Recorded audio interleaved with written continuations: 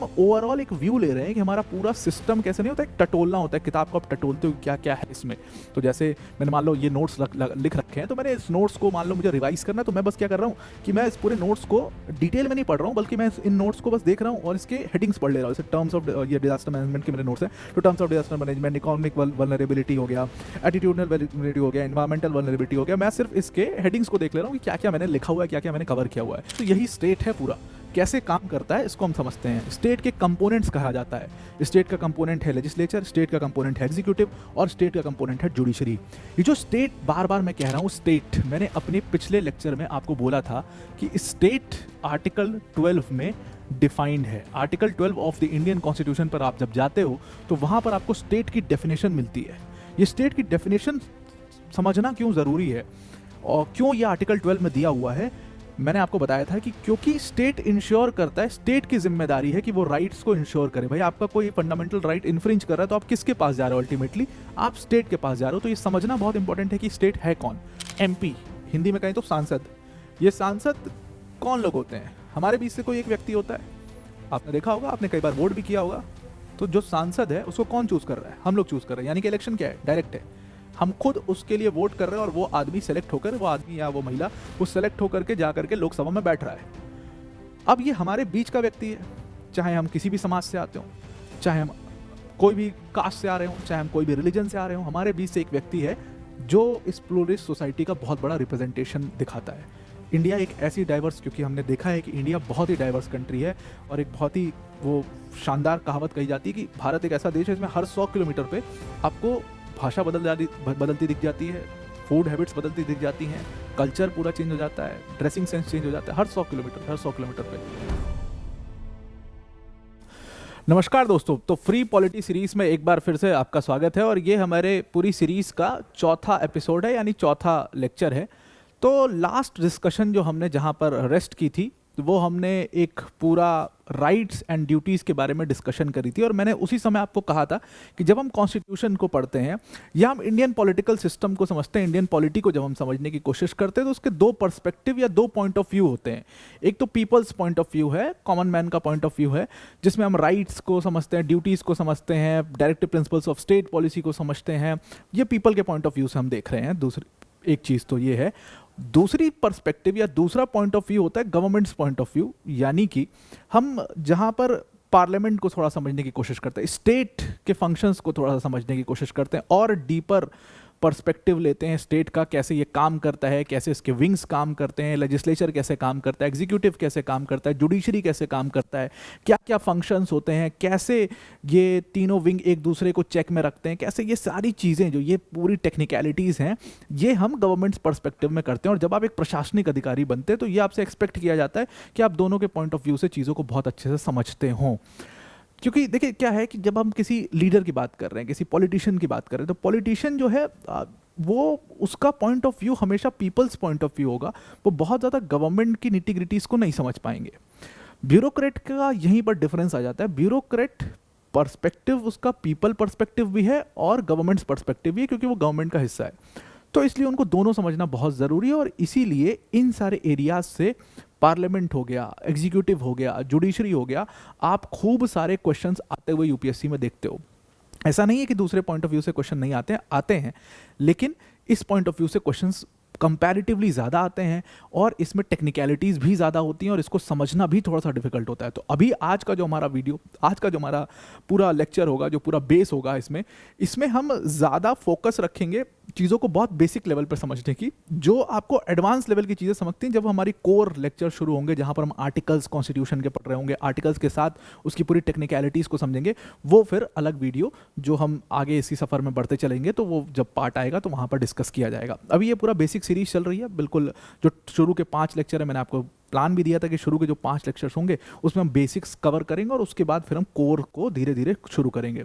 तो उन्हीं बेसिक्स में अभी हम ओवरऑल एक व्यू ले रहे हैं कि हमारा पूरा सिस्टम काम कैसे करता है। अभी हम कॉन्स्टिट्यूशन में डीप इनसाइड ड्वेल्व नहीं कर रहे हैं, नीदर हम कॉन्स्टिट्यूशन के आर्टिकल्स में ड्वेल्व कर रहे हैं, हम अभी वो सब चीज़ें डिस्कस नहीं कर रहे हैं। हम ओवरऑल एक व्यू ले रहे हैं कि हमारा पूरा सिस्टम कैसे नहीं होता, एक टटोलना होता है, किताब को आप टटोलते हो क्या क्या है इसमें। तो जैसे मैंने मान लो ये नोट्स लिख रखे हैं, तो मैंने इस नोट्स को मान लो मुझे रिवाइज करना है, तो मैं बस क्या कर रहा हूँ कि कि मैं इस पूरे नोट्स को डिटेल में नहीं पढ़ रहा हूँ, बल्कि मैं इन नोट्स को बस देख रहा हूँ और इसके हेडिंग्स पढ़ ले रहा हूँ। जैसे टर्म्स ऑफ ये डिजास्टर मैनेजमेंट के मेरे नोट्स हैं, तो terms of disaster management, economic vulnerability हो गया, एटीट्यूडनल वल्नरेबिलिटी हो गया, इन्वायरमेंटल वल्नरेबिलिटी हो गया। मैं सिर्फ इसके हेडिंग्स को देख ले रहा हूँ कि क्या क्या मैंने लिखा हुआ है, क्या क्या मैंने कवर किया हुआ है। तो इस तरीके से जब आप अभी जो हमारी डिस्कशन हो रही है उसमें हम सिर्फ टटोल रहे हैं चीज़ों को कि हम क्या चीज़ें होती हैं और कैसे कैसे वर्क करती हैं। तो चलिए ये लेक्चर 4 अपना स्टार्ट करते हैं। और यहाँ पर जो हमारी डिस्कशन पिछली बार हमने रेस्ट करी थी, वो हमने राइट्स और ड्यूटीज़ को समझ करके उसको वहीं पर रेस्ट कर दिया था। अब हम स्टेट को समझने शुरू करते हैं। यानी कि स्टेट वही सोशल कॉन्ट्रैक्ट थ्योरी, जिस स्टेट को यानी जिसको हम गवर्नमेंट बोल देते हैं, जिसको हमने अपना इंडिविजुअल राइट गिव अप किया और उसके बदले में वो हमारे देश को चला करके हमको दे रही हो, हम कुछ राइट्स प्रोवाइड कर रही है, ये सारी चीज़ें कर रही है। उसी स्टेट के कंपोनेंट्स को समझने की कोशिश हम यहाँ से करते हैं। देखिए, जब हम ग्लोरियस रिवॉल्यूशन पढ़ रहे थे और ग्लोरियस रिवॉल्यूशन के बाद मैंने आपको बताया था कि पावर जो है वो एक जगह पर सिग्रीगेट नहीं होना चाहिए। हमने इसकी डिस्कशन जॉन लॉक में भी नेचुरल राइट जब मैं बता रहा था तब भी, उसके बाद मैंने आपको बताया था कि पावर जो होता है, गवर्नमेंट भी बहुत ज़्यादा अगर स्ट्रांग हो जाए, सारी पावर गवर्नमेंट के पास चली जाए तो बहुत स्ट्रांग हो जाएगी। तो पावर का एक जगह पर सिग्रीगेशन नहीं होना चाहिए। सिग्रीगेशन का मतलब कि पावर्स का जुटान एक जगह पर नहीं होना चाहिए। यानी एक जगह पर, जैसे कहते हैं ना बहुत लेमन टर्म में, कि पानी अगर किसी गड्ढे में पानी लग जाए और वो स्टिल रुक जाए, वो सारा पानी आकर के वहीं जुट जाए, तो वो पानी खराब हो जाता है, गंदा पानी हो जाता है। ठीक उसी तरीके से पावर का भी केस है कि पावर अगर एक जगह पर सारी पावर दे दी जाए, समझिए कि एक देश है, जैसे हमारा भारत देश है, इसमें एक व्यक्ति होता है और उस व्यक्ति को सारी पावर दे दी जाती है। मतलब वो लॉ भी बना सकता है, वो लॉ को इम्प्लीमेंट भी कर सकता है और वो लॉ को चेक भी करता है। मतलब सुप्रीम कोर्ट की भी पावर उसके पास है, एग्जीक्यूटिव की भी पावर उसके पास है, लेजिस्लेचर की भी पावर उसके पास है। तो आप समझिए इस व्यक्ति के पास कितनी ताकत होगी। ये व्यक्ति सारे कानून, सारे लॉज, सारे रूल्स रेगुलेशंस सबके ऊपर जाकर के बैठ जाएगा और इस व्यक्ति को चैलेंज करना बहुत मुश्किल हो जाएगा। आप उसको नहीं हटा सकते। इसी को हम मोनार्क कह देते हैं। यही डिक्टेटर या मोनार्क होता है। अब जैसे हिटलर था, हिटलर ने क्या किया, सबसे पहले कॉन्स्टिट्यूशन को आग लगा दिया, सबसे पहले पार्लियामेंट को ख़त्म कर दिया जर्मनी की, तो वो फिर हिटलर बना। तो इसी तरीके से इस चीज़ से बचने के लिए एक कंसेप्ट काम आता है पॉलिटी में, जिसको हम सेपरेशन ऑफ पावर्स कहते हैं। सेपरेशन ऑफ पावर्स को समझना है बहुत आसान तरीके से, हालांकि बड़ा ही कॉम्प्लेक्स सा टर्म है। बहुत कॉम्प्लेक्स नहीं, मतलब है तो सिंपल ही, लेकिन बहुत ही एडवांस पॉलिटी में हम इसको थोड़ा सा पढ़ते हैं, इसकी पूरी फिलॉसफी को पढ़ते हैं, मॉन्टेस्क्यू और इन लोग के बारे में पढ़ते हैं। वो सब हम आगे चल करके पढ़ेंगे। अभी बस आप समझने के लिए इतना समझो कि सेपरेशन ऑफ पावर्स का एक टर्म है। इसमें हमने क्या किया कि पावर्स को सेपरेट किया। जैसे हमारे देश को 3 इंपॉर्टेंट विंग्स चलाएंगे। हमने क्या किया कि एक लेजिस्लेचर बना दिया, एक एग्जीक्यूटिव बना दिया और एक जुडिशरी बना दिया। 3 विंग्स में पावर्स को हमने डिवाइड कर दिया। कुछ पावर्स इनको दे दी, कुछ पावर्स इनको दे दी और कुछ पावर्स इनको दे दी। इसको आप ऐसे मान के चल सकते हो कि 3 व्यक्ति हैं, ए, बी और सी।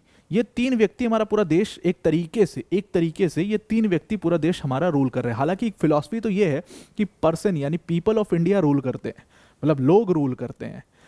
अब यहाँ पर ये 3 व्यक्ति हैं, इन 3 व्यक्तियों के जरिए हम रूल कर रहे हैं। तो ये 3 व्यक्ति यानी कि लेजिस्लेचर हो गया, एक एग्जीक्यूटिव हो गया और एक जुडिशरी हो गया। इनके बीच में हमने पावर्स को सेपरेट कर दिया, सिग्रीगेट कर दिया और इसी को हम सेपरेशन ऑफ पावर्स का कंसेप्ट बोलते हैं। अब इसमें लेजिस्लेचर जो है और इसी को मिला करके आप देखो तो यही स्टेट है पूरा।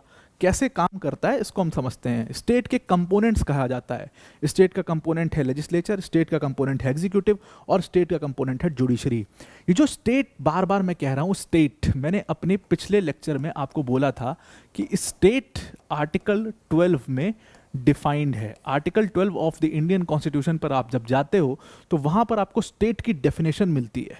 ये स्टेट की डेफिनेशन समझना क्यों ज़रूरी है और क्यों ये आर्टिकल 12 में दिया हुआ है, मैंने आपको बताया था कि क्योंकि स्टेट इंश्योर करता है, स्टेट की जिम्मेदारी है कि वो राइट्स को इंश्योर करे। भाई आपका कोई फंडामेंटल राइट इन्फ्रिंज कर रहा है तो आप किसके पास जा रहे हो, अल्टीमेटली आप स्टेट के पास जा रहे हो। तो ये समझना बहुत इंपॉर्टेंट है कि स्टेट है कौन। तो स्टेट के 3 कंपोनेंट्स हैं, एक लेजिस्लेचर, एक एग्जीक्यूटिव और एक जुडिशरी, और तीनों के अलग अलग काम हैं, बिल्कुल अलग अलग काम है।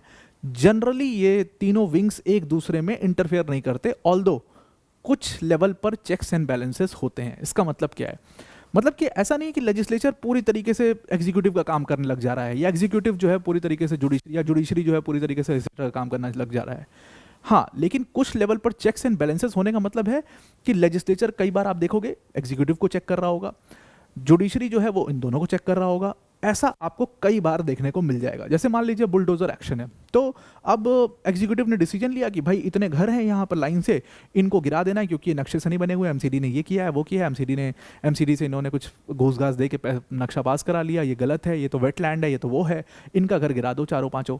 अब ये लोग पहुंच जाते हैं कोर्ट, तो कोर्ट जो ये ऑर्डर देता है ना कि नहीं अभी घर नहीं गिरेगा, स्टे है, स्टे दे दिया कोर्ट ने कि अभी घर नहीं गिरेगा, पहले हम चेक करेंगे सारे लॉस, पहले हम चेक करेंगे तुम सही हो कि नहीं हो, पहले हम चेक करेंगे कहीं कोई पर्सनल डेटा तो नहीं है। ये जो चेक कर रहा है ना, यही चेक्स एंड बैलेंसेस का सिस्टम है। इसी तरीके से वो एग्जीक्यूटिव को भी चेक कर देता है, लेजिस्लेचर को भी चेक कर देता है।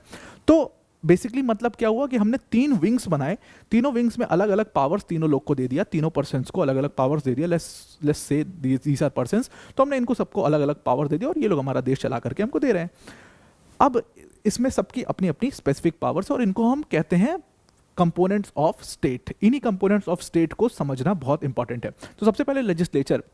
अब देखिए इंडिया में एक parliamentary form of government follow होता है जो कि इंस्पायर्ड है Britain parliamentary form of government से, और ब्रिटिश में जो ये पार्लियामेंट्री फॉर्म ऑफ गवर्नमेंट आया था वो ग्लोरियस रिवॉल्यूशन से आया था। तो मैंने आपको बताया था कि ग्लोरियस रिवॉल्यूशन जब हुआ तो उसके बाद इन लोगों ने डिसाइड किया कि ऐसा है, अब हम पावर को सिर्फ मोनार्क के पास नहीं रहने देंगे। पहले क्या था कि मोनार्क था, कॉन्स्टिट्यूशनल मोनार्क का एक सिस्टम आया था, मैग्ना कार्टा आया, फिर उसके बाद राइट्स आया, उसके बाद कॉन्स्टिट्यूशनल मोनार्क का एक सिस्टम आया। लेकिन कॉन्स्टिट्यूशनल मोनार्क भी तो एक ही आदमी है ना, भले वो कॉन्स्टिट्यूशन के थ्रू चल रहा है, कॉन्स्टिट्यूशन के थ्रू बना है, भले उसको इलेक्ट करके बना दिया हो, लोगों ने चूज करके बना दिया हो, लेकिन है तो वो एक ही आदमी, और एक आदमी तो करप्ट हो ही सकता है। तो ग्लोरियस रिवॉल्यूशन में ये डिसाइड किया गया कि ऐसा है कि पावर अब एक आदमी के पास नहीं होगी, पैरेलली 2 सिस्टम्स चलेंगे। तो एक तरफ कॉन्स्टिट्यूशनल मोनार्क है और दूसरी तरफ एक हाउस बना दिया जिसमें 5, 6, 10 लोग, 20 लोग जो हैं उस हाउस में बैठेंगे। अब ये दोनों जो हैं समानांतर एक दूसरे के होंगे, ऐसा नहीं कि ये बड़ा हो गया या ये बड़ा हो गया। तो क्या होगा, ये जो कॉन्स्टिट्यूशनल मोनार्क या एक आदमी है उसके ऊपर इन 20 लोग का कंट्रोल होगा, और ये 20 लोग भी करप्ट हो सकते हो तो उनके ऊपर इसका कंट्रोल होगा। तो इसलिए वहां से पावर को सेपरेट किया गया। आपको साफ सेपरेशन ऑफ पावर्स दिख रहा होगा। वही आगे चल करके पार्लियामेंट्री फॉर्म ऑफ गवर्नमेंट बनता है। तो वही पार्लियामेंट्री फॉर्म ऑफ गवर्नमेंट जो कि ग्लोरियस रिवॉल्यूशन से निकल करके आया था, उसी से इंस्पायर होकर भारत ने भी एक parliamentary form of government follow किया। पार्लियामेंट्री फॉर्म ऑफ गवर्नमेंट का मतलब क्या है? मतलब कि आपके देश में एक पार्लियामेंट है, उस पार्लियामेंट में जो लीडर है, जो leader of house of Commons जो ब्रिटेन में हुआ, और हमारे यहाँ पर उसको मतलब हाउस ऑफ पीपल कहते हैं, उसका जो लीडर है, लीडर कैसे हो चूज होगा? तो जनरली ये ऐसा होता है कि जो भी पार्टी, मेजॉरिटी पार्टी जीतती है इलेक्शन, जैसे मान लीजिए इलेक्शन हुआ, जनरल इलेक्शन हुआ हमारे देश में, और एनडीए यानी कि बीजेपी प्लस जितनी भी और अदर पार्टी हैं सबका मिला के अलायंस जो है उसको हम एनडीए कहते हैं। एनडीए ने मेजॉरिटी पा लिया। मेजॉरिटी मतलब कि ज़्यादा सीट्स जीत गए एनडीए, और एनडीए ज़्यादा सीट्स जीतने के बाद एनडीए की सरकार बनेगी। तो सरकार बनेगी तो उसका प्राइम मिनिस्टर कौन होगा? जो भी उसका लीडर चूज करेंगे, जो भी वो लोग मिल करके अपना लीडर चूज करेंगे, जैसे नरेंद्र मोदी जी को अपना लीडर उन्होंने चूज किया, फिर वो प्राइम मिनिस्टर बनते हैं। इसी को हम पार्लियामेंट्री फॉर्म ऑफ गवर्नमेंट कहते हैं। बहुत लेमन टर्म्स में आपको समझा रहा हूँ, एडवांस फॉर्म में ये बहुत सारी टेक्निकलिटीज इसमें आ जाती हैं, और फिर हम उसमें पढ़ते हैं कैसे कैसे क्लैशेस भी हो जाते हैं, कैसे 2 लीडर खड़े हो जाते हैं, फिर वोटिंग कैसे होती है, वो सारी प्रोसीजर्स को हम आगे एडवांस वाली क्लासेस में अपनी समझेंगे। तो फिर इसी को हम पार्लियामेंट्री फॉर्म ऑफ गवर्नमेंट कहते हैं। ये पार्लियामेंट्री फॉर्म ऑफ गवर्नमेंट जो है, इसको एक डेमोक्रेटिक, ये जो पार्लियामेंट है इसको एक डेमोक्रेटिक बॉडी कहते हैं। अब ये जो पार्लियामेंट है यही हमारे देश का लेजिस्लेचर है। लेजिस्लेचर का काम क्या है? लेजिस्लेचर एक लॉ मेकिंग बॉडी है, यानी कि जितने भी कानून आप अपने देश में देखते हो, जितने भी कानून देखते हो, वो एक बॉडी बना रही है जिसको हम पार्लियामेंट कहते हैं, जिसको हम लेजिस्लेचर कहते हैं। तो इनका काम क्या है? To legislate, to make laws, to make policies, इनका काम है यही करना। अब ये जो लॉ, जैसे सपोज मान लीजिए SC ST एक्ट, वो कौन बना रहा है? लेजिस्लेचर बना रहा है। जैसे मान लीजिए कोई भी human rights act, RTI act, कौन बना रहा है? लेजिस्लेचर बना रहा है। तो लेजिस्लेचर ये लॉ बना रहा है लोगों के लिए, और लोग इस लॉ को फॉलो कर रहे हैं, उनको कुछ पर्टिकुलर राइट्स मिल रहे हैं, कुछ पॉलिसीज आ रही हैं, कुछ वेलफेयर हो रहा है। इसी तरीके से हम एस्पायर कर रहे हैं कि एक वेलफेयर स्टेट हम लोग बनाएंगे। तो इसमें लेजिस्लेचर का सबसे इंपॉर्टेंट, कहा जाता है कि सबसे ज़्यादा इंपॉर्टेंट रोल, हालांकि तीनों का इक्वली इंपॉर्टेंट रोल है, लेकिन सबसे ज़्यादा इंपॉर्टेंट रोल है और सबसे ज़्यादा जो अकाउंटेबल हैं वो लेजिस्लेचर होता है। यहाँ पर लेजिस्लेचर सबसे ज़्यादा अकाउंटेबल माना जाता है। अकाउंटेबल क्यों माना जाता है? क्योंकि जैसा कि मैंने आपको बताया कि इसमें एक पार्लियामेंट रहता है। पार्लियामेंट में आपको पता है 2 हाउसेस हैं सेंटर लेवल पर, लोकसभा और राज्यसभा। कौन बैठा हुआ है लोकसभा में? वो लोग जा करके लोकसभा में बैठे हो जिनको हम लोगों ने चूज किया है। तो अब क्या है कि इनकी एक डायरेक्ट अकाउंटेबिलिटी हमारे प्रति बन जाती है। ये सीधा आंसरेबल होते हैं किसे? हमें। अधिकारियों से ज़्यादा, मतलब आप देखोगे अपने डीएम, एसडीएम, एसपी, एसएसपी, इन लोगों से ज़्यादा हम अपने नेताओं के करीब होते हैं, या हम अपने नेताओं से सवाल पूछते हैं कि भाई ये काम क्यों नहीं कराया, ये रोड बनवानी थी क्यों नहीं बनाई, ये काम क्यों नहीं कराया, ये सड़क खराब थी इसको क्यों नहीं सही करवाया, ये नाली जो है वो यहाँ से पानी जमा हो जाता है ये क्यों नहीं कराया, यहाँ जल भराव की समस्या है इसको क्यों नहीं ठीक कराया, ये यमुना इतनी गंदी है इसको क्यों नहीं साफ करवा रहे, गंगा नमामि गंगे प्रोजेक्ट जो है इतने समय से चल रहा है, इतने पैसे खर्च हो गए अभी तक गंगा का वही हाल है। तो ये जो क्वेश्चन है हम किससे पूछ रहे हैं? आपने देखा भी होगा, ये सवाल किससे पूछे जाते हैं? लीडर से। क्यों पूछे जाते हैं? Because he is directly accountable to us. हमने उसको क्यों चुन करके भेजा है? इसीलिए चुन करके भेजा है कि वो ये सारी चीज़ हमारे लिए करके दे, ये सारी बातों को वहाँ पर उठाए ताकि ये प्रॉब्लम्स हमारी सॉल्व हो। इसीलिए तो हमने अपने बीच में से किसी एक को चुन करके वहाँ पर भेजा है। जाहिर सी बात है, करप्शन करने के लिए थोड़ी भेजा है। तो इसीलिए मैं मानता हूँ कि लेजिस्लेचर का जो रोल है वो सबसे इंपॉर्टेंट और सबसे ज़्यादा क्रूशियल रोल है इसमें। दूसरे नंबर पर आ जाता है एग्जीक्यूटिव। अब जो एग्जीक्यूटिव होता है, इसको रफली एग्जीक्यूटिव का सबसे अपने अपने नाम में इनका फंक्शन छुपा हुआ है। एग्जीक्यूटिव का अगर आप रोल देखोगे तो टू एग्जीक्यूट, और मैं और रिफाइंड तरीके से बोलूं टू इम्प्लीमेंट। तो अब जो इन्होंने लॉ बना दिया, लेजिस्लेचर ने जो लॉ बना दिया, उसको इम्प्लीमेंट या एग्जीक्यूट करने का काम वो हमारे एग्जीक्यूटिव का है। तो जी सवाल खड़ा होता है कि भाई एग्जीक्यूटिव है कौन? कौन लोग को आप एग्जीक्यूटिव कहते हो? जितने ब्यूरोक्रेट्स देखते हो आप, जो आप बनोगे, जो हम बनेंगे, जो ये लोग बनेंगे, जितने लोग ये कॉम्पिटिटिव एग्जाम्स को दे रहे हैं, मतलब यूपीएससी सिविल सर्विसेज एग्जाम दे रहे हैं और भी एग्जाम्स दे रहे हैं, तो ये सब जो है ये सब एग्जीक्यूटिव का हिस्सा है। एग्जीक्यूटिव दो हिस्सों में आप इसको डिवाइड कर सकते हो। एक होता है पॉलिटिकल एग्जीक्यूटिव और दूसरा होता है परमानेंट एग्जीक्यूटिव। तो जो हम ब्यूरोक्रेट्स की बात कर रहे हैं ना, वो परमानेंट एग्जीक्यूटिव्स होते हैं, और एक होते हैं पॉलिटिकल एग्जीक्यूटिव। पॉलिटिकल एग्जीक्यूटिव कौन है? It is the prime minister and the council of ministers. तो जो प्राइम मिनिस्टर जो यहाँ से लेजिस्लेचर में बैठते हैं, हमारे प्रधानमंत्री, और उनके साथ कुछ और मिनिस्टर्स आपने देखा होगा, जैसे नितिन गडकरी को, आपने पीयूष गोयल साहब को देखा होगा, आपने एस जयशंकर साहब को देखा होगा, निर्मला सीतारमन जी को देखा। ये सब लोग कौन है? They are part of they are all these people are part of the council, they are council of ministers. तो पीएम और उसका काउंसिल ऑफ मिनिस्टर्स जो है वो पॉलिटिकल एग्जीक्यूटिव होगा, और जितने ब्यूरोक्रेट्स हैं they are the permanent executives. इनका मेजर काम क्या है? इनका मेजर काम है कि जो भी लॉज और पॉलिसीज हमारे लेजिस्लेचर ने बनाया है उसको जा करके इम्प्लीमेंट करना, उसको जा करके एग्जीक्यूट करना। अब आपको थोड़ा थोड़ा आइडिया, थोड़ा थोड़ा समझ आ रही होगी कि हम सवाल अपने नेताओं से क्यों पूछते हैं। इसीलिए पूछते हैं भाई हमारा गांव जो है बहुत ही पिछड़ा है और उसको आज तक हाईवे से कनेक्ट नहीं किया गया। बीजेपी की सरकार है, हमारे गांव में को हाईवे से उसको कनेक्ट करना चाहिए था, वो बिल्कुल हाईवे बना हुआ है, और एक कनेक्टिंग रोड बना करके नहीं कहते हाईवे से कनेक्ट हो गया, कनेक्टिंग रोड बनाते हैं जो हाईवे तक जाती है। 2 किलोमीटर दूर हाईवे है, तो ये रोड आपको हाईवे पर ले जा करके हाईवे से जोड़ देगी। हमारे गांव में वैसी रोड बननी थी, नहीं बनी, खड़ंजा सा है और गाड़ियां सही से नहीं जा पाती, फंस जाती हैं, पानी भर जाता है। तो आप सवाल किससे पूछोगे? जिसको आपने सेलेक्ट किया है, जिसको आपने इलेक्ट किया है और जो बैठा हुआ है लोकसभा में, आप उस नेता से पूछोगे कि भाई तुम्हारी सरकार है, तुम्हारी गवर्नमेंट की सरकार है, और आपके गडकरी जी मिनिस्टर हैं, तो आप उनसे ये काम क्यों नहीं करवा पा रहे? आप ये रोड हमारी क्यों नहीं बनवा पा रहे? जाहिर सी बात है, आप उसको हाईवे से क्यों नहीं कनेक्ट करा पा रहे? तो अब इसमें भी बहुत सारी निटिग्रिटीज होती, टेक्निकलिटीज होती कि वो स्टेट हाईवे है या नेशनल हाईवे। अब नेशनल हाईवे होगा तो गडकरी जी से पूछो, स्टेट हाईवे होगा तो इनसे पूछो, तो उसमें भी अलग अलग चीज़ें आ जाती हैं।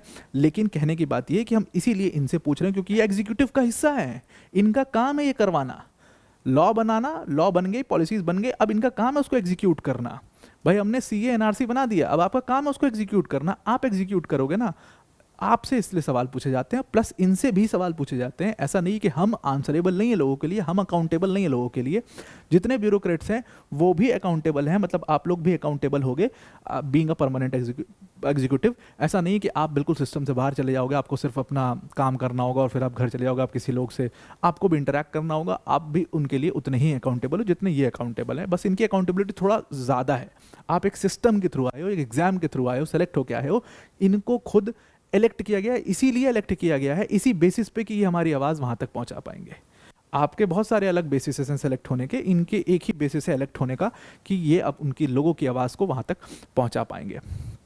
और last but not the least, और जिसको मैं सबसे पावरफुल मानता हूँ, दैट इज जुडिशरी। अब देखिए दो इसमें सिस्टम बोले जाते हैं। एक सिस्टम जो ब्रिटेन में फॉलो होता है जहाँ पर पार्लियामेंट्री सोवरेनिटी टाइप का एक सिस्टम है कि पार्लियामेंट को कुछ भी चीज़ों से आप कुछ भी कर लो, पार्लियामेंट को चैलेंज नहीं कर पाओगे, कुछ भी कर लो। अब टेक्निकली वो कैसे होता है वो मैं आपको समझाऊंगा एडवांस वाले उसमें, लेकिन वो एक सिस्टम होता है। एक सिस्टम होता है जुडिशियल सुप्रीमेसी का, जुडिशियल सुप्रीमेसी जो कि यूएस में फॉलो होता है। यूएस में आप देखोगे supreme court is very very very strong. Supreme court is very strong because वो सीधा सीधा पार्लियामेंट को भी चैलेंज कर सकती है, पार्लियामेंट को भी चेक कर सकती है सीधा। वो चीज सिस्टम कहीं ना कहीं हमारे यहाँ पे फॉलो होता है। तो हम पार्लियामेंट्री सोवरेनिटी के बहुत ज़्यादा सिस्टम पे नहीं चलते हैं, हम जुडिशियल सुप्रीमेसी के तरफ थोड़ा सा टिल्ट हैं। अब जुडिशियल सुप्रीमेसी भी मैं उसको नहीं कहूँगा, लेकिन जब हम उसको डिस्कस करेंगे तो समझ लेंगे, थोड़ा सा फर्क है, लेकिन टिल्ट हमारा जुडिशियल सुप्रीमेसी के ही तरफ है। अब यहाँ पर जुडिशरी का काम क्या है? जुडिशरी का काम आप सबको पता होगा। जुडिशरी का काम है कि जितना भी ये जो भी लेजिस्लेटिव एक्शन लिया गया है या एग्जीक्यूटिव एक्शन लिया गया है उसको चेक कर सकते हैं ये। जैसे मान लीजिए एक एग्जांपल के तौर पर इन्होंने सिटीजनशिप अमेंडमेंट एक्ट पास किया, सिटीजनशिप अमेंडमेंट एक्ट पास हो गया। अब लोग जो लोग खुश नहीं थे सिटीजनशिप अमेंडमेंट एक्ट से, ऐसा होता है ना कि भाई पब्लिक जो है वो खुश नहीं है किसी पर्टिकुलर एक्ट से, तो वो क्या कर सकती है? पब्लिक तो बैठी नहीं पार्लियामेंट में कि वो वहाँ पे प्रोटेस्ट करेगी, लोग बैठे हैं। अब मान लीजिए जिसको आपने इलेक्ट करके भेजा वो उन्हीं के पार्टी का लीडर है, तो अब वो उसके विरोध कर ही नहीं रहा है, तो फिर लेकिन आप खुश नहीं हो, आप तो किसी पार्टी से नहीं हो, आप खुश नहीं हो, तो आपको क्या कर, आप प्रोटेस्ट करते हो। फिर आप ज़्यादा से ज़्यादा क्या कर सकते हो कि भाई सिटीजनशिप अमेंडमेंट एक्ट जो है ये कॉन्स्टिट्यूशनली वैलिड नहीं है, तो हम इसको लेकर के कोर्ट जा सकते हैं। तो जो ये कोर्ट जाते हैं ना, ये कोर्ट फिर क्या करेगा? जैसे हम कोर्ट जा करके केस फाइल करते हैं कि ये भाई कॉन्स्टिट्यूशनली फिट नहीं है ये एक्ट, और कई सारे कॉन्स्टिट्यूशन के प्रोविजंस के ये खिलाफ है, इक्वालिटी के खिलाफ है, इसके खिलाफ है, उसके खिलाफ है, तो जो कोर्ट चेक करता है ना, यही इसका मेन काम है कि कोई भी लेजिस्लेटिव एक्शन, कोई भी एग्जीक्यूटिव एक्शन को जुडिशरी चेक कर सकता है। और इसीलिए क्योंकि ये लेजिस्लेटिव और एग्जीक्यूटिव एक्शंस को चेक कर सकता है, इसीलिए जुडिशरी को हम टेक्निकली इंडिपेंडेंट लगते हैं। मैंने याद रखिएगा टेक्निकली शब्द का इस्तेमाल यहाँ पर इंटेंशनली किया, जानबूझ करके मैंने टेक्निकली शब्द का इस्तेमाल किया है।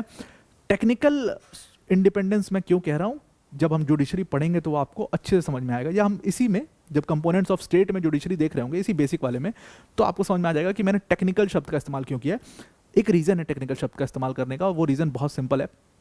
टेक्निकल शब्द का इस्तेमाल क्योंकि देखिए कहीं ना कहीं पॉलिटिक्स उसमें आ ही जाती है, वो किसी ना किसी लेवल पर। हालांकि हमने पूरी ये कोशिश करी है कि पूरी तरीके से जो दो विंग्स हैं हमारे एग्जीक्यूटिव और लेजिस्लेचर, उससे ये अलग हो। अब देखिए जैसा कि हम यहाँ पर देख रहे हैं, लेजिस्लेचर क्या है, इसमें दो बॉडीज बना दी हमने, ठीक है, एक लोकसभा और एक राज्यसभा, ठीक। अब यहाँ पर जो एग्जीक्यूटिव है उसमें एक पॉलिटिकल एग्जीक्यूटिव है, इसमें कौन बैठे हैं जी? पीएम बैठे हैं, और प्लस कौन है भाई? काउंसिल ऑफ मिनिस्टर है। ये काउंसिल ऑफ मिनिस्टर कौन है? ये लोग सब लोकसभा के हिस्सा है। पीएम कौन है? लोकसभा का हिस्सा है। ये सब लोकसभा में बैठे हुए हैं, तो इसीलिए ये दोनों देखिए एक दूसरे से ओवरलैप कर रहा है। पॉलिटिकल एग्जीक्यूटिव और लेजिस्लेचर में लोकसभा, ये कहीं ना कहीं एक दूसरे से ओवरलैप कर रहा है। लेकिन यहां पर आपको ऐसा डायरेक्ट कोई ओवरलैप नहीं मिलेगा जुडिशरी में, और इसीलिए हम इसको टेक्निकली इंडिपेंडेंट बॉडी कह देते हैं। Technically independent body.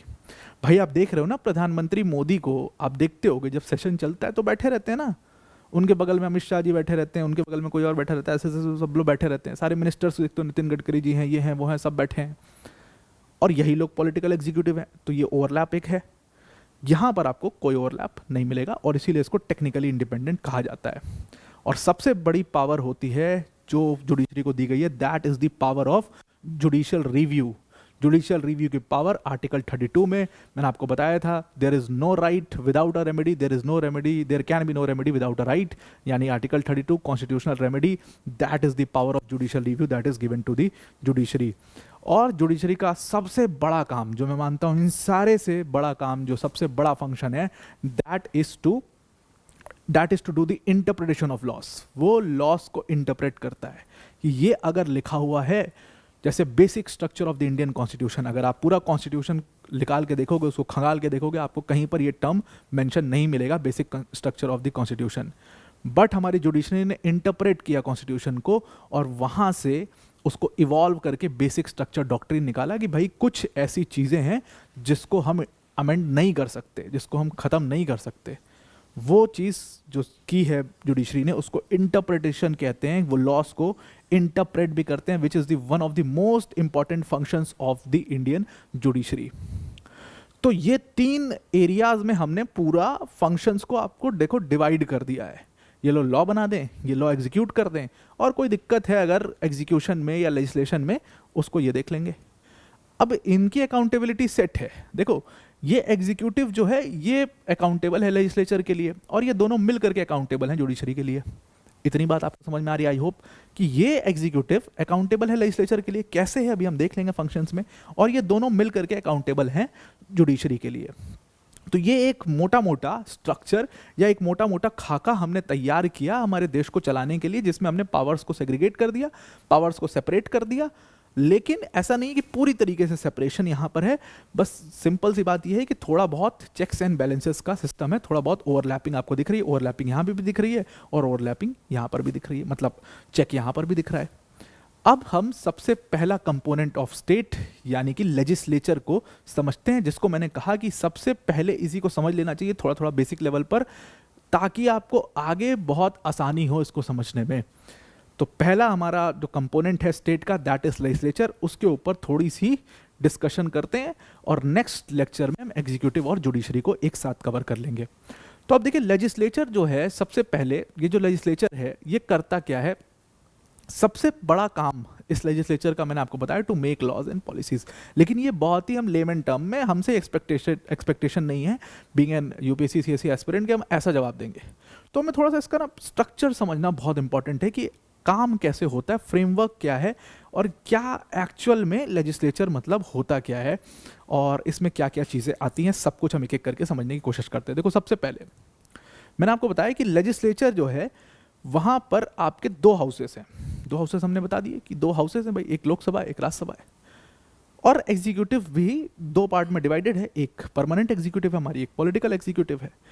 अब ये जो पॉलिटिकल एग्जीक्यूटिव है ये बैठी हुई है कहाँ पर, लोकसभा में, और लोकसभा में जब सेशन चलेगा तो इनसे सवाल पूछे जाएंगे। मान लो फाइनेंस मिनिस्ट्री है, मान लीजिए एक्सटर्नल अफेयर्स मिनिस्ट्री है, मान लीजिए ट्रांसपोर्ट मिनिस्ट्री है, रेलवे मिनिस्ट्री, कोई भी मिनिस्ट्री है, उनसे सवाल उनके रिस्पेक्ट में सवाल पूछे जाएंगे। जैसे नितिन गडकरी जी से इथेनॉल के ऊपर पूछेंगे ना सवाल। तो इसका मतलब क्या है कि एग्जीक्यूटिव जो है वो हमेशा क्या होगा, उसकी जो लेजिटिमेसी है, उसकी जो अथॉरिटी है, वो हमेशा लेजिस्लेटिव ब्रांच से ही डिराइव की जाती है।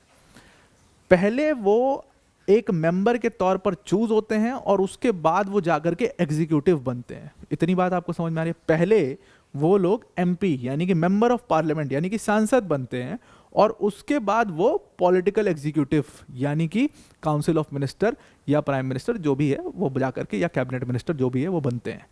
तो इसका मतलब उनको जो लेजिटिमेसी मिली, उनकी जो अथॉरिटी है वो कहाँ से आ रही है, वो लेजिस्लेचर से डिराइव हो रही है, वो लेजिस्लेटिव ब्रांच से डिराइव हो रही है।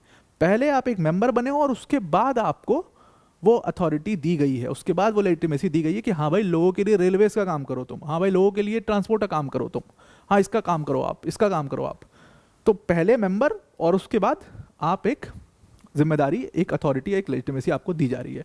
हाँ ये उल्टा भी हो सकता है, ऐसे कई बार आपने देखा होगा। जैसे आपको मैं एक छोटा सा एग्जांपल देता हूँ। बहुत बार ऐसा हुआ होगा, बहुत बार ऐसा हुआ भी है कि कोई मिनिस्टर किसी को बना दिया हो और अभी वो मेंबर ना हो, तो विद इन 6 मंथ्स उसको, ये प्रोविजन होता है कॉन्स्टिट्यूशन के अंदर में कि विद इन 6 मंथ्स वो मेंबर बन सकते हैं। लेकिन अगर मेंबर नहीं हुए तो लैप्स हो जाएगा, उनकी मिनिस्ट्री छीन ली जाएगी उससे। तो मेंबर बनना बहुत ज़रूरी है। मेंबर आपको बनना है, अभी बनो चाहे 6 महीने बाद बनो, लेकिन मेंबर बनना आपको ज़रूरी है अगर आप एग्जीक्यूटिव का हिस्सा बन रहे हो तो यहाँ पर जो अथॉरिटी है, जो लेजिटिमेसी है, वो आपको लेजिस्लेटिव ब्रांच से ही मिलती है। दूसरी इंपॉर्टेंट बात यहाँ पर क्या है कि लेजिस्लेचर जो है उसको हम सिर्फ एक लॉ मेकिंग बॉडी के तौर पर ना देखें। और मैंने आपको पहले भी पिछली वाली स्लाइड में भी ये समझाया था कि आप इसको सिर्फ एक लॉ या पॉलिसी बनाने वाली बॉडी, हम लेमन टर्म्स में बोल रहे हैं, बट बीइंग एस्पिरेंट हमें ये चीज़ समझनी पड़ेगी कि सिर्फ एक लॉ मेकिंग बॉडी नहीं है, बल्कि ये बॉडी एक बहुत बड़ा मैसेज दे रही है। ये बॉडी एक रिप्रेजेंटेशन का मैसेज दे रही है कि हमारे देश में एक प्लूरलिस्ट सोसाइटी है और उसका इक्वल रिप्रेजेंटेशन है कैसे। अब ये जो बॉडी है इसमें कौन लोग आकर के बैठे हैं, वो लोग आकर के बैठे हैं जो डायरेक्टली इलेक्ट हो रहे हैं। जैसे मान लीजिए फॉर एग्जांपल लेजिस्लेचर का जो इलेक्शन है जिसमें हमने बोला कि 2 हाउसेस हैं, एक लोकसभा एक राज्यसभा। अभी के लिए राज्यसभा को हम छोड़ देते हैं, क्यों बना था इसको हम बाद में डिस्कस करेंगे, लोकसभा ले लेते हैं। अब ये लोकसभा में कौन लोग आकर के बैठे हैं, लोकसभा के सारे मेंबर्स को हम क्या कहते हैं, मेंबर ऑफ पार्लियामेंट। ठीक है, लोकसभा और राज्यसभा दोनों के मेंबर्स को हम क्या बोलते हैं, member of parliament, MP Hindi में कहें तो सांसद। ये सांसद कौन लोग होते हैं, हमारे बीच से कोई एक व्यक्ति होता है, आपने देखा होगा, आपने कई बार वोट भी किया होगा। तो जो सांसद है उसको कौन चूज कर रहा है, हम लोग चूज कर रहे हैं, यानी कि इलेक्शन क्या है, डायरेक्ट है, हम खुद उसके लिए वोट कर रहे हैं और वो आदमी सेलेक्ट होकर, वो आदमी या वो महिला वो सेलेक्ट होकर के जा करके लोकसभा में बैठ रहा है।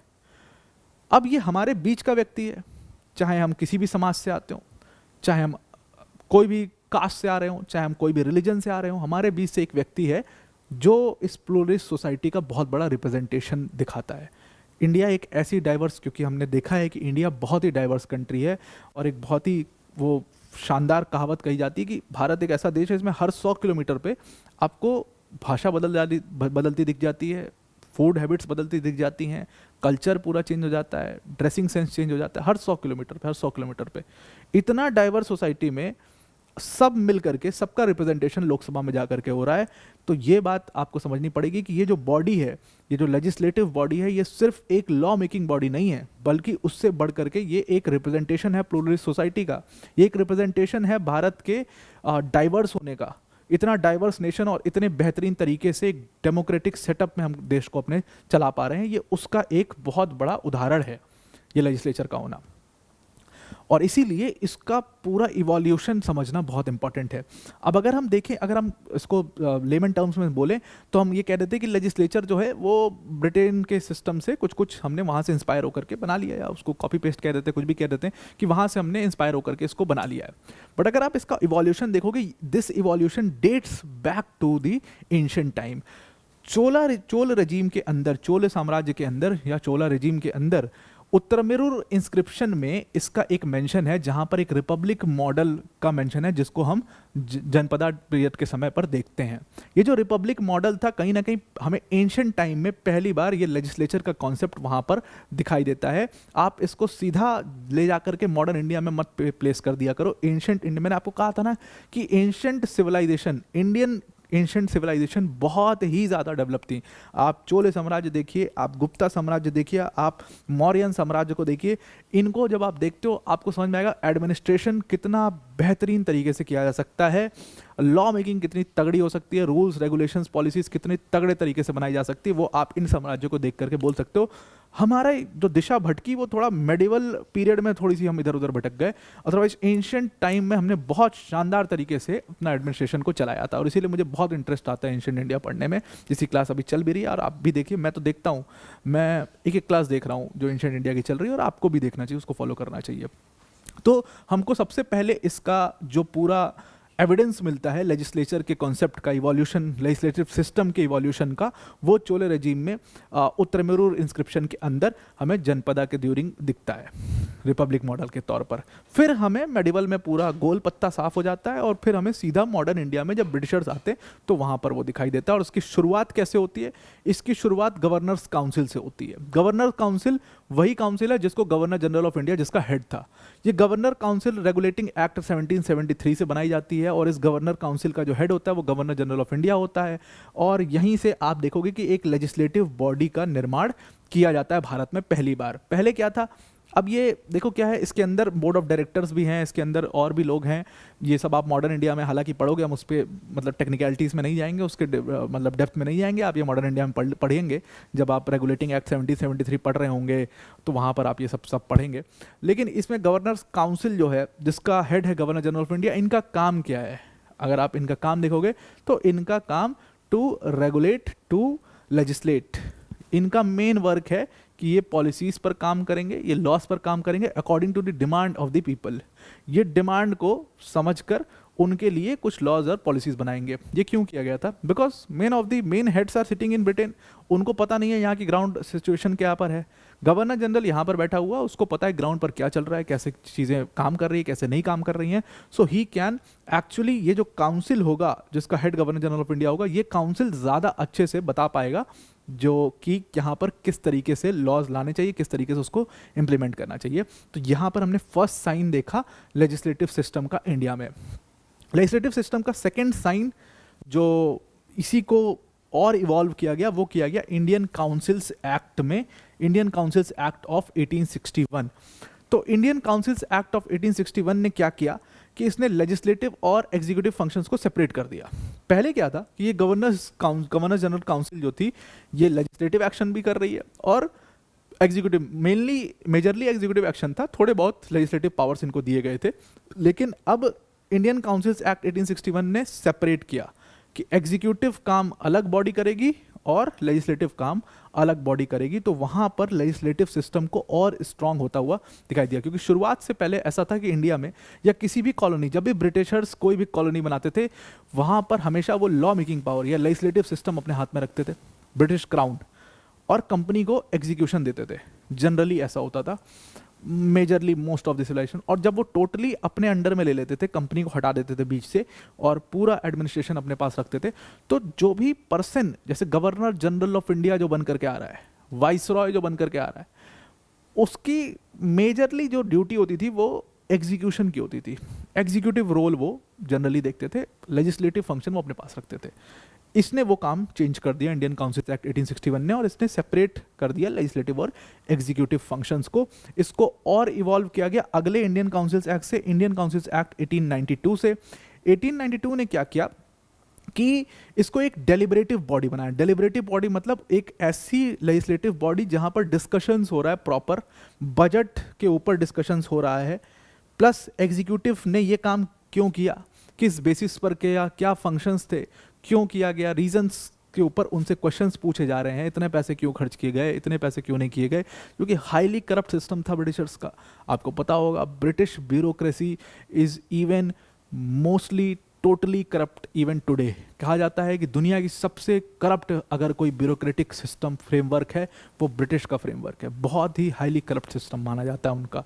तो और ये कंपनी के समय से ही करप्ट थे। कंपनी को क्यों लगा? करप्शन की वजह से। बहुत करप्शन करते थे, बहुत पैसे लेकर के लोगों को फायदा पहुंचाने की कोशिश करते थे, सब करते थे।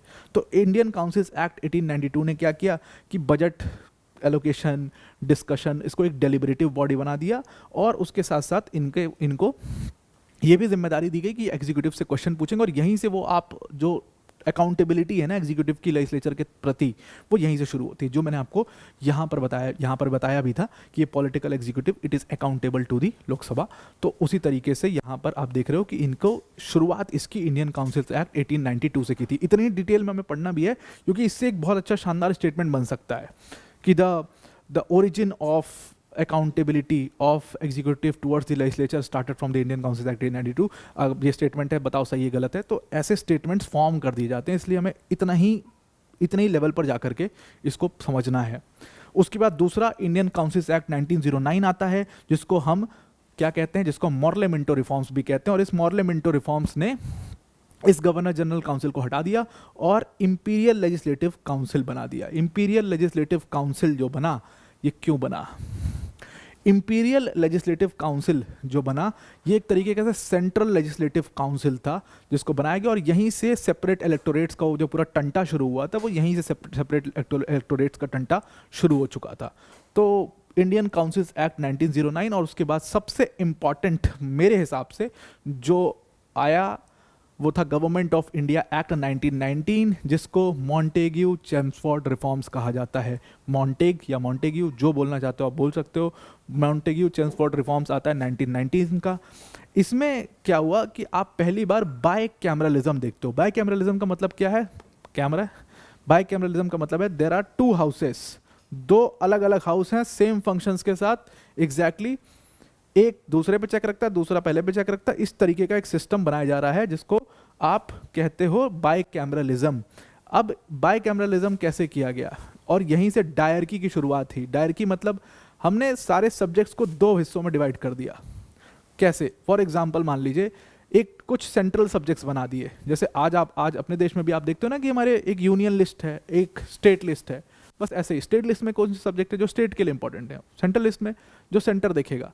तो उसी तरीके से इसको दो हिस्सों में डिवाइड किया, एक सेंट्रल सब्जेक्ट और एक प्रोविंशियल सब्जेक्ट। जितने इंपॉर्टेंट सब्जेक्ट्स थे उनको उन्होंने सेंट्रल सब्जेक्ट्स में डाल दिया और इसके ऊपर लॉज जो बनाते थे वो ब्रिटिशर्स खुद बनाते थे।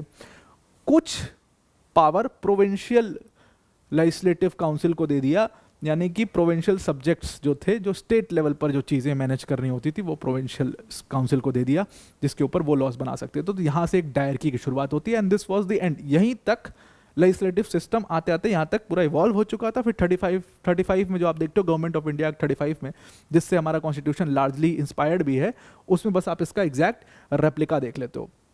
तो ये पूरा इवोल्यूशन था। इवोल्यूशन में ये सारी चीज़ें हमें एक एक करके सब ध्यान में रखनी है। ये एंशिएंट इंडिया वाला तो बिल्कुल मत भूलना, इसको तो हमेशा इसको याद रखना, इसको मार्क करके लिख लेना। और ये सब नोट्स जो हैं हम कोशिश कर रहे हैं, ऐसा भी कोई टेलीग्राम चैनल हमने बनाया नहीं है, लेकिन हम कोशिश कर रहे हैं इन सारे नोट्स को आपको प्रोवाइड करा दें। उसके लिए टीम काम करी कैसे कैसे वो देना है और कौन सा टेलीग्राम चैनल पे आपको मिलेगा, वो सब आपको इन्फॉर्मेशन दे दी जाएगी। बट ये सारे नोट्स आपको वहाँ पर मिल जाएंगे, डोंट वरी अबाउट दिस। अभी के लिए आप इसको लिखते रहो, अभी के लिए आप इसको समझने के ऊपर ज़्यादा फोकस करो।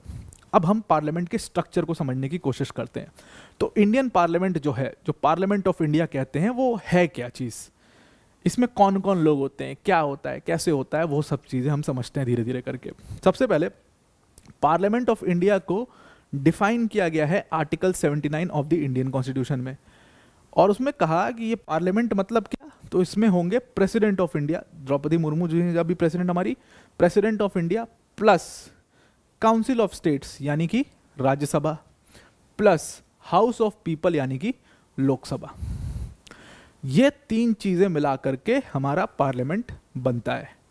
एक बात याद रखना, कंफ्यूज मत होना, प्रेसिडेंट ऑफ इंडिया लिखा हुआ है, वाइस प्रेसिडेंट ऑफ इंडिया नहीं लिखा हुआ है। इसका मतलब क्या है, मैं यहाँ पे लिख ही देता हूँ इसको। इसका मतलब ये है कि vice president of India is not the part of the parliament, not the part of the parliament.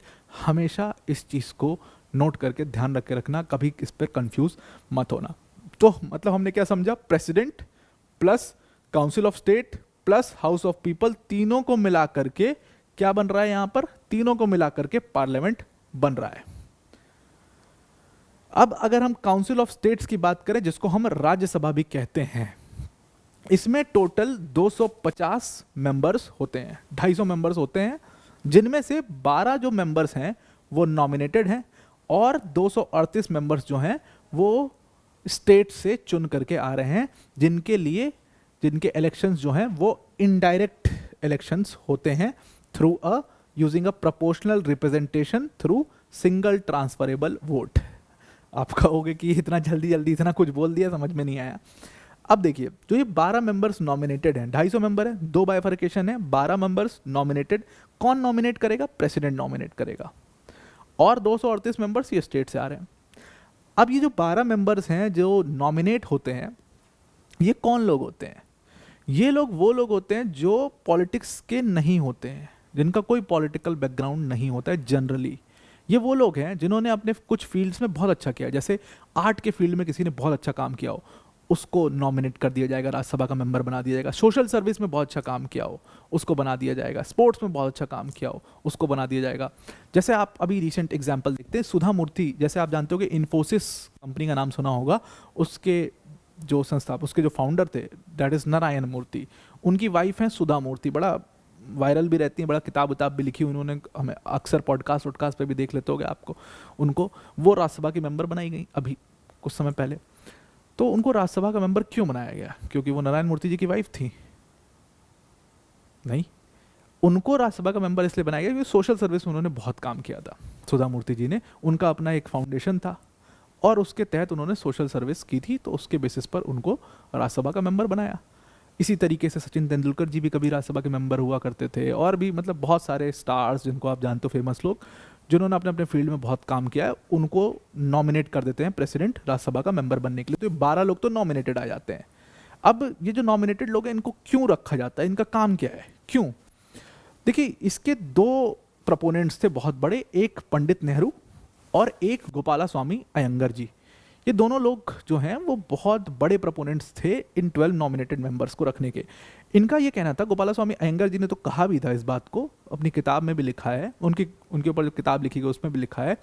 उन्होंने कहा कि ये 12 नॉमिनेटेड मेंबर्स को राज्यसभा में लाने का रीज़न इतना है कि जो ये लोग आएंगे तो ये पॉलिटिकल बैकग्राउंड के नहीं होंगे, तो ये पॉलिटिकल मुद्दे नहीं उठाएंगे। ये कौन से मुद्दे उठाएंगे?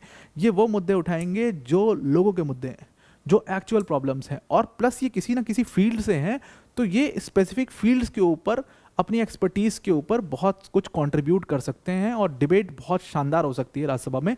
इसीलिए इसको हाउस ऑफ एल्डर्स भी बोलते हैं। तो राज्यसभा में इसलिए 12 नॉमिनेटेड मेंबर्स को रखा गया।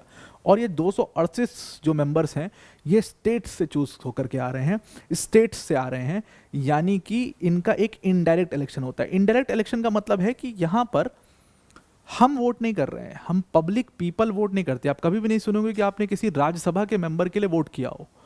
हम उनके लिए वोट नहीं कर रहे हैं, हम लोकसभा के मेंबर्स के लिए वोट करते हैं, लेकिन हम राज्यसभा के मेंबर्स के लिए वोट नहीं करते। तो उनकी वोटिंग में कौन होता है? उनकी वोटिंग में स्टेट लेजिस्लेटिव असेंबली के मेंबर्स पार्टिसिपेट करते हैं। कैसे होता है? तो इसमें प्रोपोर्शनल रिप्रेजेंटेशन का एक सिस्टम है, थ्रू सिंगल ट्रांसफरेबल वोट, ऐसे इसको उन लोगों को इलेक्ट किया जाता है। अब ये जो प्रोपोर्शनल रिप्रेजेंटेशन का सिस्टम है, सिंगल ट्रांसफरेबल वोट है, ये सब कैसे वर्क करता है, ये सब हम अपने कोर वाले पार्ट में इसको डिटेल में समझेंगे। अभी के लिए आप बस इतना समझो कि इनडायरेक्ट इलेक्शन होता है, इसका मतलब हम वोट नहीं करते, जो इलेक्टेड मेंबर्स हैं वही लोग वोट करते हैं। कौन लोग वो सब होते हैं, कैसे कैसे होता है, वो सब हम समझेंगे धीरे धीरे। तो इसका जो पूरा कंसेप्ट है राज्यसभा का, ये कहीं ना कहीं इंस्पायर्ड है हाउस ऑफ लॉर्ड्स से। और क्यों इंस्पायर्ड है हाउस ऑफ लॉर्ड्स से, और क्यों इसको रखा गया, मतलब एक ही हाउस लोकसभा क्यों नहीं बना दिया गया, इसको काउंसिल ऑफ स्टेट को क्यों बनाया गया, या राज्यसभा को क्यों बनाया गया? पहली चीज, इसके नाम में ही आंसर छिपा हुआ है, काउंसिल ऑफ स्टेट्स। ये जो काउंसिल ऑफ स्टेट्स लिखते हैं ना इसको, इसके जो मेंबर्स हैं वो कहीं ना कहीं स्टेट से आ रहे हैं। तो ये एक फेडरल स्ट्रक्चर दिखाता है, फेडरलिज्म को और स्ट्रॉन्ग करता है राज्यसभा का होना। और हाउस ऑफ लॉर्ड्स से इसको इंस्पायर क्यों कह रहे हैं हम? क्योंकि इसका जो पूरा अस्तित्व है वो इसी चीज़ पर बेस्ड है। जो आपने सवाल पूछा कि भाई लोकसभा और राज्यसभा दोनों क्यों बनाए गए, क्यों नहीं सिर्फ लोकसभा हमने बना दिया, उसके पीछे का रीज़न यही है कि ब्रिटेन में जब एक सिस्टम था जो कि हाउस ऑफ कॉमन्स, एक हाउस था हाउस ऑफ कॉमन्स, तो हाउस ऑफ कॉमन्स कहीं ऐसा ना हो जाए कि जो भी पार्टी जीत रही, जिसकी मेजॉरिटी हाउस ऑफ कॉमन्स में, जाहिर सी बात है वो कोई भी एक्ट पास करना चाहेंगे करा लेंगे, क्योंकि उनकी मेजॉरिटी भाई उनके नंबर्स हैं। भाई बीजेपी अभी कोई भी एक्ट पास कराना चाहे करा ले, कोई दिक्कत नहीं। तो उसके लिए तो आसान हो जाएगा ना, लोकसभा में जीत के आए तभी तो उनकी सरकार बनी है। तो उसी तरीके से हाल वहाँ पे था ब्रिटेन में कि हाउस ऑफ कॉमन्स में जो जीत गया वो तो कुछ भी कर सकता था, कोई भी लॉ पास कर सकता था, कुछ भी हो सकता था। तो उसको चेक में रखने के लिए कि ये लोग कहीं अब्यूज ऑफ पावर ना करने लग जाए, हाउस ऑफ लॉर्ड्स बनाया गया। और इस हाउस ऑफ लॉर्ड्स का यही काम था कि ये इन हाउस ऑफ कॉमन्स के ऊपर एक चेक रखे, इनको एकदम खुली छूट ना मिल जाए। अब आप कहोगे कि मान लो दोनों हाउस में कोई मेजॉरिटी में, जैसे अभी बीजेपी का हाल हुआ है कि दोनों हाउस में मेजॉरिटी में, तो भाई इस केस में तो कुछ भी नहीं किया सकता। इस केस में यही कर सकते हो कि आप जुडिशरी के पास जाकर के उसको चैलेंज कर सकते हो। इस केस में प्रेसिडेंट कर सकता है कि रिकंसिडरेशन के लिए भेज दे, और इससे ज़्यादा आप कुछ नहीं इसमें कर सकते। तो अगर दोनों में मेजॉरिटी आ गई तब तो फिर अब तीसरा हाउस नहीं बना सकते, फिर तीनों में मेजॉरिटी आ जाएगी तब क्या करोगे, चौथा बना दोगे, फिर उसमें चारों में मेजॉरिटी आ गई पांचवा बना दो, ऐसा नहीं कर सकते। इसीलिए एटलीस्ट एक लेवल की यहाँ पर स्क्रूटनी रखी गई कि भाई ये आताताई ना हो जाए, तो इसलिए इनको बना दिया गया। और इसमें एल्डरली लोग, मतलब इसलिए इसकी एज लिमिट भी आप देखोगे लोकसभा से एज लिमिट राज्यसभा की ज़्यादा है इलेक्ट होने की, तो इसीलिए इसको हाउस ऑफ एल्डर्स भी कह देते हैं। तो यहाँ पर हाउस ऑफ लॉर्ड्स बनाया गया, इसी के सिस्टम से इंस्पायर होकर के राज्यसभा और लोकसभा का कंसेप्ट भारत में आया। वहाँ पर हाउस ऑफ कॉमन्स है और हाउस ऑफ लॉर्ड्स है, यहाँ पर लोकसभा है और राज्यसभा है। अब आते हैं हम लोकसभा के ऊपर। बहुत ही सिंपल सा सिस्टम है लोकसभा का। इसमें 543 मेंबर्स हैं, जिनको हम अगेन दो हिस्सों में डिवाइड कर देते हैं। 530 जो हैं वो स्टेट्स से आ रहे हैं, 13 जो हैं वो यूनियन टेरिटरीज से आ रहे हैं। कैसे इनका इलेक्शन जो है वो एकदम डायरेक्टली होता है। डायरेक्टली कैसे होता है, तो अब जैसे मान लीजिए उत्तर प्रदेश है, इसको पूरे उत्तर प्रदेश को हम कॉन्स्टिट्यूएंसीज में डिवाइड कर देंगे। यहाँ का सिस्टम बिल्कुल डिफरेंट, इस बार का बिल्कुल डिफरेंट। तो यहाँ पर जैसे मान लीजिए उत्तर प्रदेश है, उत्तर प्रदेश की अगर 2011 के सेंसस के हिसाब से देखें तो पॉपुलेशन लगभग 20 करोड़ थी। तो 20 करोड़ की पॉपुलेशन में हमने उत्तर प्रदेश को पॉपुलेशन के बेसिस पर पूरी कॉन्स्टिट्यूएंसीज में डिवाइड किया और हमने कितनी सीट दी, 80 सीट दी। यानी कि हमने उत्तर प्रदेश को पॉपुलेशन के बेसिस पर 80 अलग अलग कॉन्स्टिट्यूएंसीज में डिवाइड कर दिया और हर कॉन्स्टिट्यूएंसी से एक मेंबर आ रहा है, यानी उत्तर प्रदेश से 80 मेंबर्स आ रहे हैं। अगर आप इसको डिवाइड करो 20 करोड़ को 80 से, लगभग 25 लाख का एक डेटा आपको मिलता है। मतलब 25 लाख लोगों पर एक मेंबर, एक इलेक्ट होकर मेंबर आप पहुंच रहा है। यही लमसम नंबर है, एग्जैक्ट इतना नहीं है, लेकिन लमसम इतना ही आता है कि 20-25 लाख पर एक मेंबर इलेक्ट होकर के जा रहा है। ऐसा हमने एक सिस्टम बना दिया और इनके इलेक्शंस में डायरेक्ट इलेक्शंस हो रहे हैं। कौन वोट कर रहा है? हम लोग वोट कर रहे हैं, यानी कि कॉमन पीपल वोट कर रहे हैं, सब लोग वोट कर रहे हैं। जिसका भी वोटर लिस्ट में नाम है वो हर कोई वोट करता है। इसी को हम डायरेक्ट इलेक्टेड बाय पीपल कहते हैं, यानी कि डायरेक्ट इलेक्शन कहते हैं। और इनका जो टर्म है दैट इज फॉर 5 ईयर्स। आप कहोगे यार इनका टर्म क्यों नहीं बताया? इनका टर्म जो है ऐसा टेक्निकली कहने के लिए आप कह सकते हो 6 साल का है, क्योंकि इसमें जो है हर 2 साल पे 1/3 मेंबर जा रहा है। 1/3 मेंबर की टर्म हर 2 साल पर खत्म हो रहा है। तो टेक्निकली अगर उससे आप मल्टीप्लाई करके निकालो तो एक मेंबर का टर्म 6 साल आता है। और यहाँ पर जो टर्म है वो 5 साल। पूरी सरकार का एक बार में पूरा हाउस डिसॉल्व होता है। ये पूरा हाउस कभी डिसॉल्व नहीं होता है, इसीलिए कहते हैं इसको हाउस ऑफ एल्डर्स। ये पूरा हाउस कभी भी डिसॉल्व नहीं होता है, ये हाउस डिसॉल्व हो जाता है। अब 5 साल मान लो खत्म नहीं हुए, क्या तब हाउस डिसॉल्व हो सकता है? बिल्कुल हो सकता है। कई बार आपने देखा होगा प्रेसिडेंट जो है वो हाउस डिसॉल्व कर देता है। कई बार आप देखते हो कि किसी पार्टी ने समर्थन अपना वापस ले लिया तो इनकी मेजॉरिटी खत्म हो गई तो फिर हाउस डिसॉल्व हो जाता है। तो उस केस में फिर से री इलेक्शन होते हैं। तो ये सारी चीज़ें यहाँ पर लोकसभा में चलती रहती। ये पूरा उसका लोकसभा का स्ट्रक्चर है। अब अगर हम लेजिस्लेटिव बॉडी के फंक्शंस की बात करें तो मेजर फंक्शन मैंने आपको बोला कि दैट इज लॉ मेकिंग और पॉलिसी मेकिंग। तो लॉ मेकिंग सबसे इंपॉर्टेंट फंक्शन है पार्लियामेंट का। और लॉज कैसे बनते हैं? लॉज बिल के थ्रू बनते हैं। पहले एक बिल आता है, आपने देखा होगा बिल जिसमें कई सारे प्रोविजंस है, जिसमें ऑब्जेक्टिव है कि इसको क्यों लाया जा रहा है। तो भाई किसानों के उत्थान के लिए बिल को लाया जा रहा है, इसके लिए बिल को लाया जा रहा है, इसके लिए बिल को लाया जा रहा है ना। तो उसमें ऑब्जेक्टिव है, उसमें डिफरेंट प्रोविजंस हैं जिसके बेसिस पर बिल को हम इंट्रोड्यूस करते कहाँ पर? हाउस में, या तो लोकसभा में, राज्यसभा में, कहीं पर भी आप उसको इंट्रोड्यूस करते हो। जब आप इंट्रोड्यूस करते हो तो फिर उसके ऊपर क्या होता है? डिस्कशन होता है कि भाई ये प्रॉब्लम है, नहीं इसमें ये दिक्कत है, डिबेट होता है, डिस्कशन होता है। अब मान लीजिए कोई प्रॉब्लम है, कोई पेंच फंस गया, अब उसके ऊपर बहुत हल्ला हो गया, बहुत अप्रोर हो गया उसमें, तो उसको फिर आगे ये लोग भेज देते हैं कि भाई इसमें ये चेंज कर दो। फिर भी हल्ला हो गया तो फिर उसको पार्लियामेंट्री कमेटी को दे जाता है कि भाई पार्लियामेंट्री कमेटी जो उसके लिए बनी है वो चीज़ वो देख लेगी।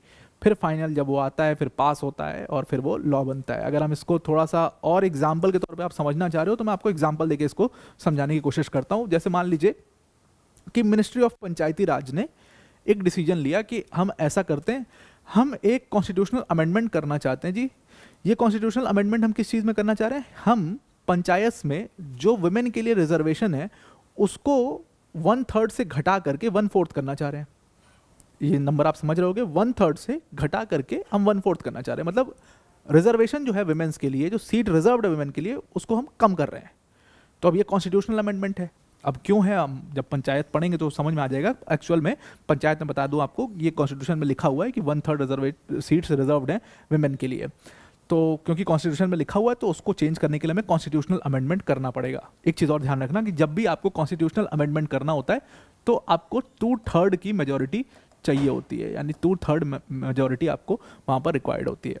तो खैर इन्होंने डिसीजन लिया कि 1/3 को कम करके 1/4 हम करते हैं। तो इसके लिए इन्होंने एक बिल बनाया, ड्राफ्ट किया और उसको प्लेस किया पार्लियामेंट में। जैसे ही वो बिल प्लेस हुआ बड़ा हल्ला हुआ, पूरी सारी वुमेन लेजिस्लेटर्स जो उसके खिलाफ होंगी, जाहिर सी बात है, अपने समाज को कौन पीछे देखना चाहता है। तो उन्होंने हल्ला काट दिया कि नहीं ऐसा कैसे हो जाएगा, ये कम कैसे हो जाएगा। तो फिर इसको दोबारा से रिकंसिडरेशन के लिए भेजा। गवर्नमेंट ने कहा इसको रिकंसिडर करते हैं। गवर्नमेंट ने रिकंसिडर किया, कहा अच्छा ऐसा करते 40% कर देते हैं, जो रिजर्वेशन है उसको 40% कर देते हैं। अब ये रिजर्वेशन तो बढ़ गया ना। पहले अगर आप देखो तो ये 1/3 था, 1/3 अगर मैं ले लूँ तो 33%, मतलब लमसम 33% पहुंच रहा है। ये 1/4 कर रहे थे 25% होता। अब ये भाई देखो 33%, 25%, अब 40% कर दिया आपने, 33% से बढ़ा करके और 40%, तो और बढ़ गया। तो अब जब ये रिकंसिडर होकर 40% पे आया तो मेल लोग जो थे वो कहे भाई हमारे लिए क्या बचेगा फिर। तो वो हल्ला काट दिया, यहाँ पर दंगा कर दिया कि अरे भाई नहीं 40% कैसे हो जाएगा, और कम करना चाहिए तुम्हें, और कम करना चाहिए, तुमने और बढ़ा करके भेज दिया। तो फिर इसको रेफर कर दिया गया जो कंसर्न पार्लियामेंट्री कमेटी है उसको।